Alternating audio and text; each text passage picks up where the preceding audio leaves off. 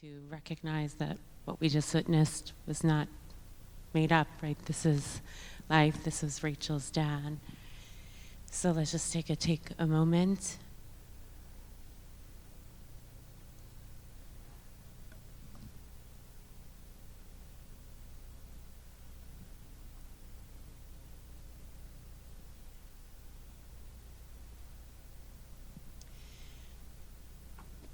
I could list Rabbi Rachel Timoner's bio, but I think tonight what strikes, this is the second time I've seen the film, that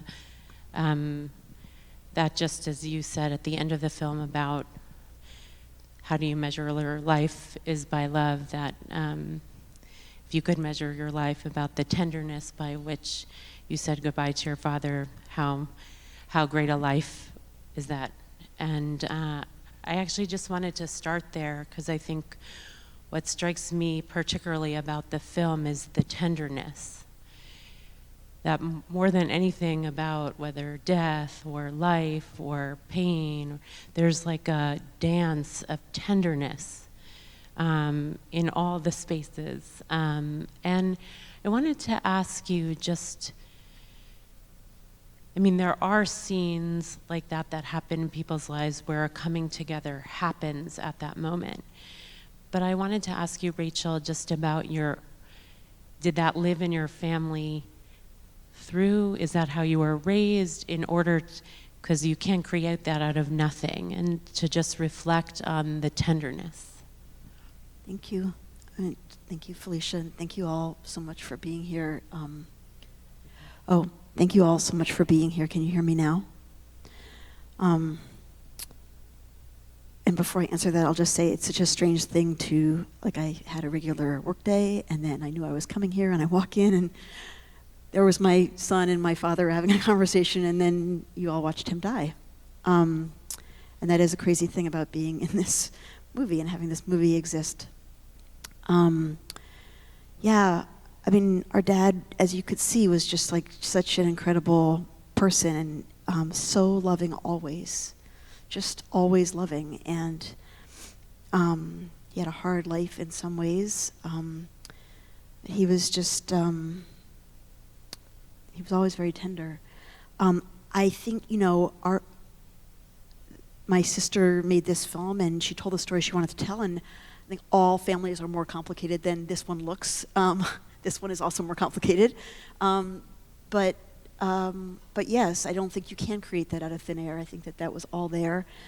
We had rallied when he first had his stroke. We all kind of came together in a really important way and rose to that moment. And when this was happening, we all rose to this moment. And I do think from being with lots of people at the end of life that people can rise to a moment. Families can come together in a moment in really beautiful ways that might exceed expectations. And I think, ours did that too. Sometimes when people watch this, they say, well, your family is not like my family, and your family could do this, but my family couldn't do this. And I can't speak about anybody else's family, but I also do know that many families rise to a moment like this. I wanted to also ask about, I think one of the most, every moment of the film is so holy in so many different ways, but that moment where you're doing the vidui with him is particularly striking, and I think speaks to kind of in some way the film is about choosing to die, in some way it's really about forgiveness. And we actually had a conversation about viewing it on Slichot. I didn't reach out to you because I think in some way it also speaks to that moment just as well. And I wanted to know, did you know that about him? Well, I knew for sure that he blamed himself.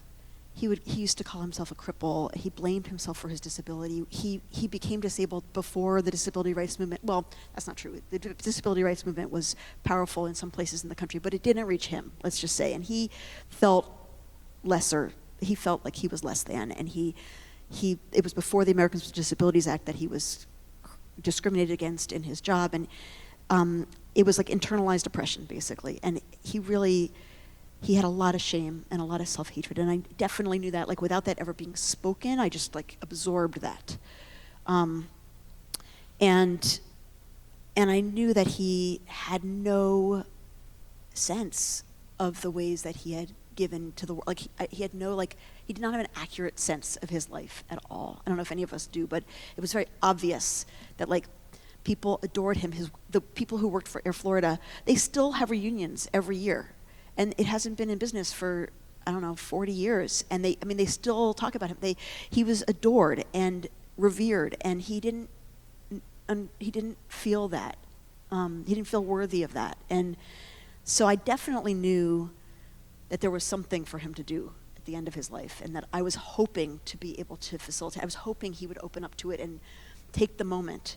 And he did, but I didn't know specifically how much of it was exactly about money and how much it was exactly about debt, and his sense that he failed us as a provider.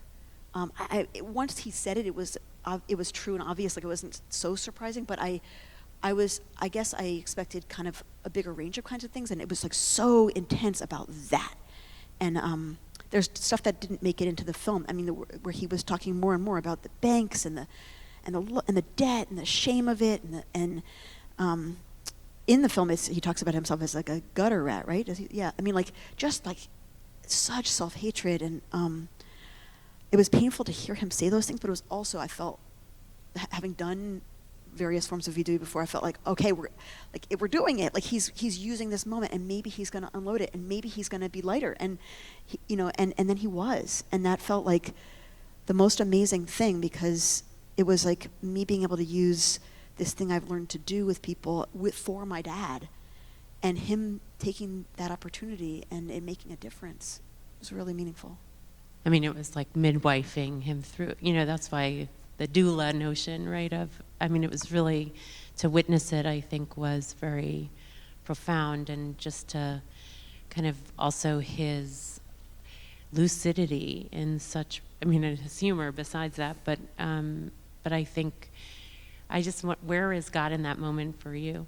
I mean, God was so present in that room, like every bit of it. I mean, one thing, I don't know if people noticed, my sister cut in a very brief thing from October of the year before, where I had been visiting, and I was talking to him about whether he believed he had a soul and what he thought happens when he dies. And he then, like 5 months before, or 4 months before, 3 months before, 5 months before, thought he didn't have a soul and thought nothing happens when you die. And then by then, he had been like experiencing his parents. He had been like visiting with them and seeing them.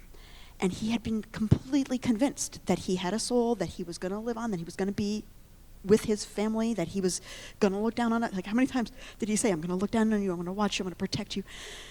That was, like, God was so present. Like, he was in touch. I didn't grow up with either parent really believing in God. And here at the end of his life, he didn't use the word God, and I don't think he would have described it that way, but he was having an experience, certainly of the soul. And, yeah, and then the feeling that he was able to, he was guided, I feel like God was there in terms of his kind of releasing his shame and his willing entry into the transition of dying. I love the moment where he says to Benji about that his father was Benji, yeah. And then he says again, hi Benji, like as if he were actually speaking to his father, as opposed to, like there was something very beautiful about that in terms of the visiting. I want to switch gears a little bit, because before the movie, or right when the movie premiered at Sundance, you wrote an op-ed in the foreword. I think my sense was it was anticipating a lot of pushback, given that you're a rabbi and that euthanasia is not supported in the tradition, and what it would be like to be the rabbi and the daughter in this film. And so could you give a little insight into your thinking about pre-writing the op-ed and then what happened afterwards? Yeah. Well, the first thing to say, and if I had been here at the beginning of the film, I'm sorry I wasn't, I would say none of us knew we were going to be in a movie. My sister is a documentary filmmaker. She films everything all the time. She films us all the time. She mostly just keeps the footage like on a drive. None of us thought we were going to be in a movie. We knew she was recording, obviously. I already didn't like that. I didn't want her to be recording. These are some of the dynamics. Complicated families. Complicated family. I already didn't want that, but everyone else was fine with it, so okay. And then she did not think she was making a movie. No one thought she was making a movie. So we went through that whole experience not thinking anyone was ever going to see that. And then she ended up feeling like she needed to make a movie and did. And I think, so when I realized that it was happening, like first I thought, oh, she made a movie, no one's ever going to watch this. And then I was like, oh, it's going to Sundance, okay. And I thought, like, okay, people are going to see this. And I personally absolutely supported my father's decision. No question about it. I didn't have any qualms about it. It's a different thing to be publicly represented like this as a rabbi and needing to think about what my responsibilities are to my own congregation and just as a representative of the Jewish people. And so I definitely expected a lot of criticism, and people were saying to me, like, what if you get to be known as like Rabbi Death? And I was just like, oh my gosh. So I thought, okay, I need to say something about why I did this. Why was I there? Why was I helping my dad do this? And so I wrote this piece in the foreword, basically explaining that he was begging me. You don't see that he was calling us when he was in the hospital. He was calling all of us like on rotation, basically saying, "You have to help me die. You have to help me die. Rachel, you have to help me die." And so the forward piece starts with that, and then says, I needed to be there for him. Like I needed to be there for him, and I was there for him, and I recognized that Judaism absolutely, this is banned in our tradition, and I think we need to maybe start opening up this question, because I actually think that I've seen a lot of congregants suffer desperately at the end of their lives, wish desperately that they could die, and I think we need to raise this question again. And I think I put in there, I would not have chosen to make this film, and yet here it is. And then what happened really surprised me, which is that 0 people criticized me, like exactly 0. And instead I got hundreds of letters from people saying, when my parent wanted to die, I wished I had this ability. I got letters from rabbis saying, I will not say this publicly, but when my father died, I really questioned the tradition, and I thought it was wrong, that I couldn't help him. And I got letters from people who said that they did it illegally. And I got letters from people who said, I hope that you'll help us change this in Judaism. I got letters from people who said, I don't know what I think, I don't know if I agree with you, but, but nobody, there were 2 people on Twitter, who said something, but I consider that a very good outcome. That's pretty good for a rabbi, I have to say. Yeah. So I was kind of like ducking and covering, expecting just like terrible things, and nothing.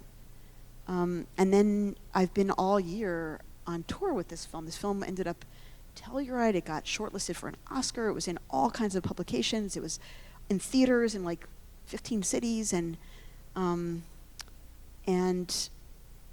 I've just been with so many audiences of people who have related to it, told stories of their own family members. So it's made me more than ever feel like this is a question we need to be asking and talking about in our community. And then the Reform movement this year wrote a responsum reversing its position. And it's a really thoughtful, I don't know if people have read it, but it's, I think, a beautifully crafted responsum. And they're actually currently editing it because it was about Canada, and there have been some significant problems in Canada, and they're changing it to address those problems, specifically wanting to make sure that no one would ever interpret this responsum to indicate that anyone ever should be pressured to die, because that has been happening in Canada, and that must never happen. Right. And I'm curious, just over the course of the year and encountering the film over and over again, it's like a reliving, I would imagine. Would you have changed anything? Do you regret anything? I mean, one thing is I have been going around saying when I'm on a panel with my sister that, I didn't want this movie to exist. I now feel really grateful that this movie exists. The conversations it's opened up for people and me with other people, but also communities of people, the ways it's touched people. There's one story from when we were at Telluride. This film producer told us that he was in the theater watching it, and everyone was weeping, and this woman was sitting next to him who he had never met, and she saw that he was weeping, and she reached out and held his hand, and they sat, just two strangers holding hands for the whole film. And then he had been estranged from his father, and he called his father for the first time in like 20 years, and things like that have been happening. And I just, it is strange to have something so. This feels incredibly private to me. It is strange for me to have it like in the world. Someone told me they saw it on an airplane. I was like, oh my gosh. But I also feel like I was wrong, and my sister was right, and I'm glad it exists. I would also say in the sense that I think given how real the fact that it's real, besides the choice around dying, just the death, like it does dispel the fear a little bit. Like, can you speak to that? Because also the moment with Gigi, like the fear that she held, and the fact also the intuition of your father to be able to invite her in and to teach her that, through him not being afraid, that she also, it was also just such a deeply powerful moment. And regardless of the choice about dying and choosing to die, like the sense of what it made possible for actually being direct about end of life and doing a vidui and have everyone gather, like that in and of itself is like a liberation in our culture. Could you speak to that? Definitely. So that has been big in terms of also talking to audiences that, so many people are in denial about death, and then even up to the very end, but also there's taboo. There's so much taboo, and it prevents us from saying all the things, from having all that tenderness, and sharing all the words, and kind of holding our loved ones through this moment. And if we can have the courage to speak into it, there's such possibility here. And I think this is a kind of a modeling, and the fact that he chose to die and we knew exactly the day, gave us that kind of container, gave us a timeline. Like I knew exactly when to fly to LA. I was like, but yeah, I think that his fearlessness, gave us all permission to also be unafraid, to be direct, and I think it's such modeling. Like I would not say that his whole life he was a fearless person. I think he had a lot of fear in his life, but certainly at the end he was fearless, and it gave us all so much comfort. Like he wasn't afraid. He was okay with it. It gave us, we could just be with our own grief, not worrying about him. And my last question is about your kids. Yeah.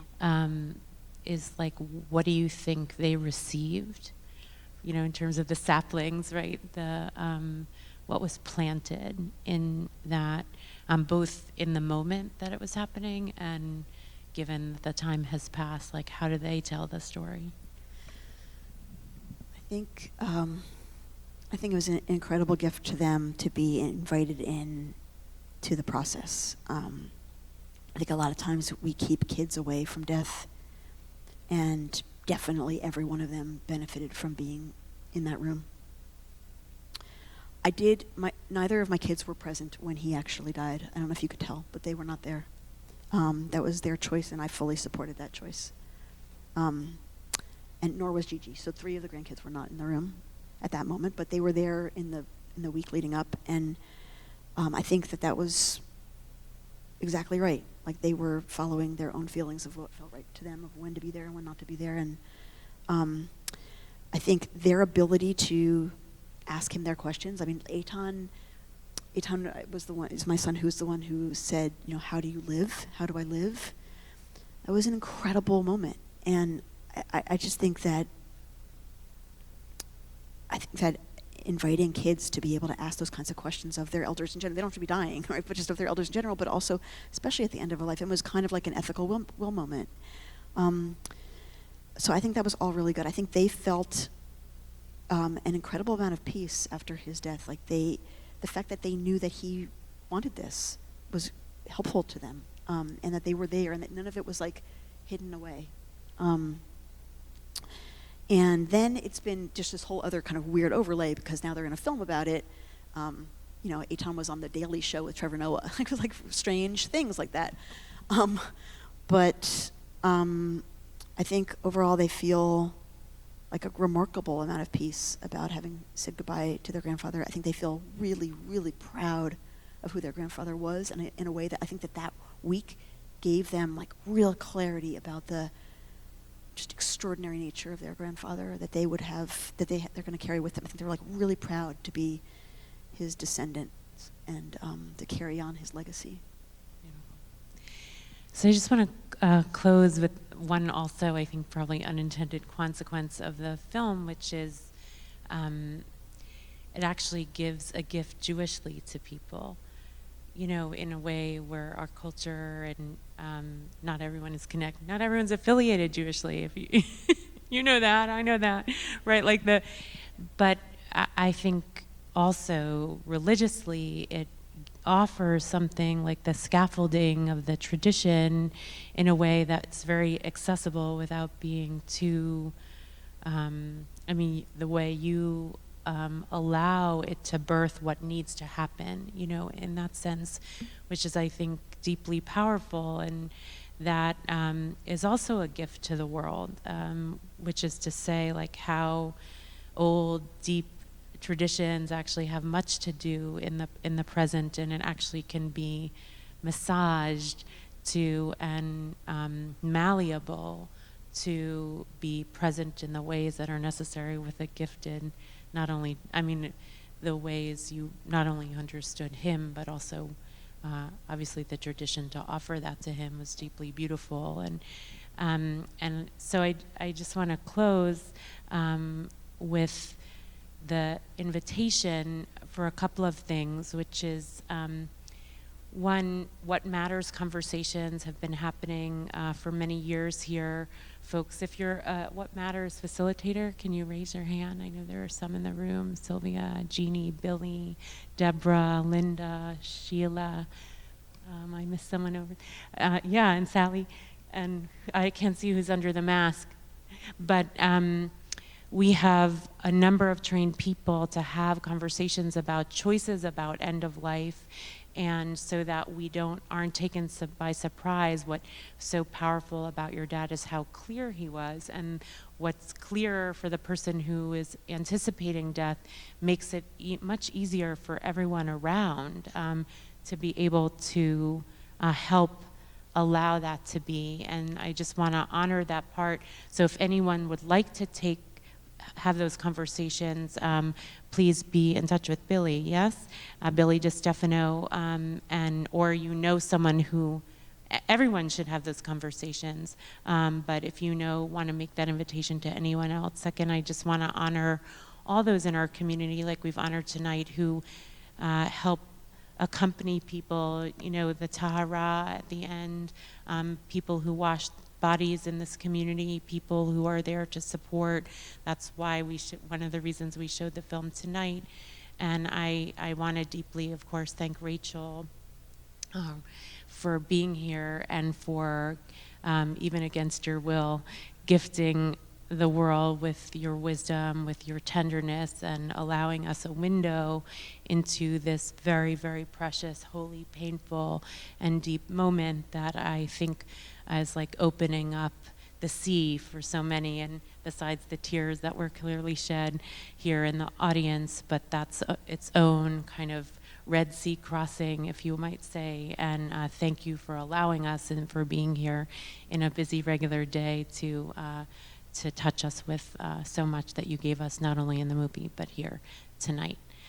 Thank you to everyone. Thank you to Rabbi Timoner and all of the Chevra Kadisha, to Billy DeStefano, and to, I think Michael is here, Michael Kamp, who's been on AV, and all those who made tonight possible. Thank you so much.